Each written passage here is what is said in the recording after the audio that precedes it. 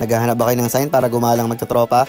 Eto na yon. Samahan nyo kami dito sa buong araw namin sa LU. Tara na at magwalwal kasama ang mga tropa. Panandalian natin kalimutan ang mga problema at mag-enjoy na parang wala nang bukas. Kaya tara, samahan nyo kami subukan ng nightlife dito sa La Union. Let's G!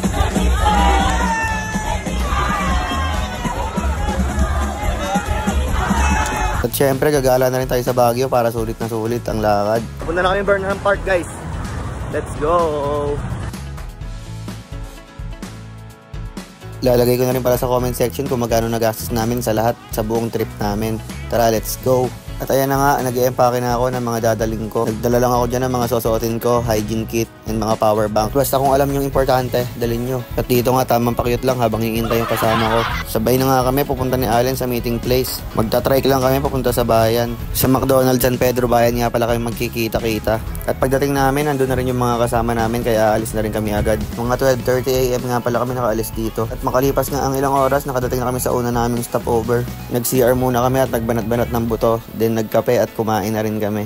Kailangan kasi namin ng energy para hindi makatulog sa biyahe. Kawawa kasi yung driver kung matutulog kami tapos siya lang ang gising. Malungkot pa naman yung driver namin kaya hindi pwedeng iwanan mag-isa. Pero kidding aside, dapat talaga may kasamang gising driver para hindi rin siya antukin sa biyahe. At ayan, kumakain lang ako ng burger steak pati peach mango pie. Ako lang pala ang kumain, mga busog nga pala daw sila. Kaya sila nagkape na lang. Syempre nag-coffee na rin ako para gising na gising sa biyahe. Solid talaga ng kape sa Starbucks. Solid din ang presyo. At ayan, paalis na nga ulit kami. Napakasaya ni Allen dyan. Sobrang galing na driver niyan, kaya pwede nyo siya i-PM pag gusto nyo na magdadrive. At makalipas lang ang ilang oras, nandito na kami sa second stopover namin. Magpapagas lang kami. Nagpa-full tank na nga kami para tuloy-tuloy na yung biyahe namin. At after ilang oras, lumiwanag na nga, nandito na kami sa LU. Ang una nga namin munang pinuntahan ay yung man-made forest. Nag-picture-picture nga lang muna kami dito kasi maaga kami nakadating. Before 8, nandito na kami. Boss, bawal dyan, boss. Boss, bawal dyan, boss. At after nga namin mag-picture, pumunta na kami dito sa nabuk naming hotel. Dito nga lang pala yan sa Baybay, Kubo Village. Good for 6 person nga pala yung nakuha naming room. At dahil 2 PM pa yung schedule namin sa room, magbe-breakfast muna kami. Dito pala kami kakain sa Kabsat. Sikat na kainan siya dito sa LU kaya asahan na natin na medyo pricey dito. Sobrang laki at ang ganda ng place nila dito. At ayan, namimigli na nga kami ng mga orderin namin. Sobrang ganda ng view dito, ang sarap talaga kumain. Umorder nga pala kami ni Kabi ng tapsilog. Si Allen at Eds naman umorder ng smoke bangus. And then si Rodmar, corn beef naman yung in-order niya. At tara par, kain muna tayo. Kaya na nga, first bite.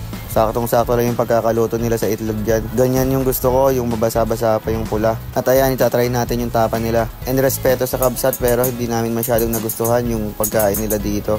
Yung tapa nila medyo matigas at medyo maputla. Pero sa lasa, okay naman siya. And yung smoke bangus nila, sobrang tigas talaga. Hindi namin alam kung luma lang siya o talagang napasobra sa pagkakasmoke. And yung corned beef nila, okay naman. Pero hindi namin alam kung anong brand yung gamit nila. Pero overall, okay naman siya. Bawing-bawi sa ganda ng place. Siguro next time tatry namin yung mga ulam naman nila. At next na pinuntahan nga namin yung sikat na kapihan dito sa La Union. Nagkape lang kami dito saglit sa El Union, then babalik na kami sa place namin. At nakarating na nga kami dito sa beach. At ayan, tignan nyo muna yung ganda ng La Union bago nyo kami samahan mag-inom.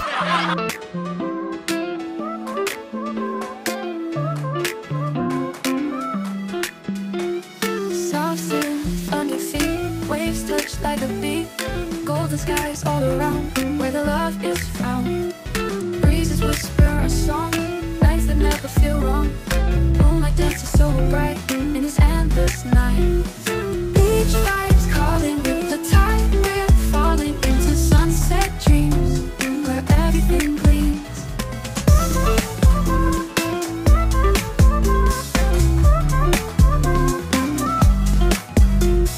Palm trees swaying slow.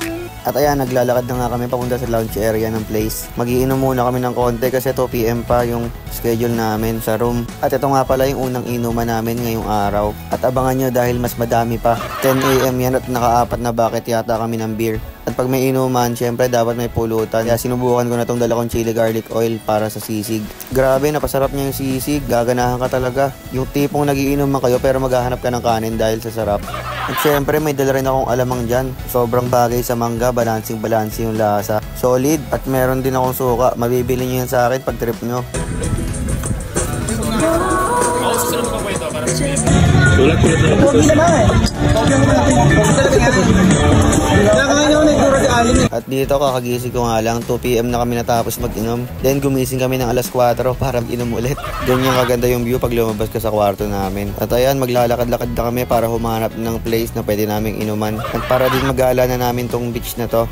At after ilang minutes ng paglalakad, may nahanap na nga kaming place dito. Pinagpilian namin kung magsasurf ba kami o mag-iinom. Kaso mas pinili na namin mag-inom. Yung price kasi ng pagsasurf, kapresyo ng isang bucket ng beer. Kaya ayan, pinanood na lang namin yung nagsasurf habang nag-iinom. Umorder na nga kami ng isang bucket ng beer. Dito lang yan sa Mang Jose, Lechon at Inasal. And then ayan, tamang chill lang kami. Sinusulit yung bawat oras. Kwentuhan lang ng mga problema at pagsubok sa buhay habang ini-enjoy yung magandang view. At syempre, nagpaplano kung sa kami susunod na iinom. Dahil after nito, maliligo lang kami. Tapos pupunta na naman kami sa pwede naming pag-inuman. Kaya sa mga tropa dyan, cheers! Sana sabay-sabay tayo magtagumpay. At iintayin na lang namin mag-sunset, tas aalis na kami. Baka pwede namang makalambing sa inyo, palag, follow and share naman. At sana abangan nyo yung part 2.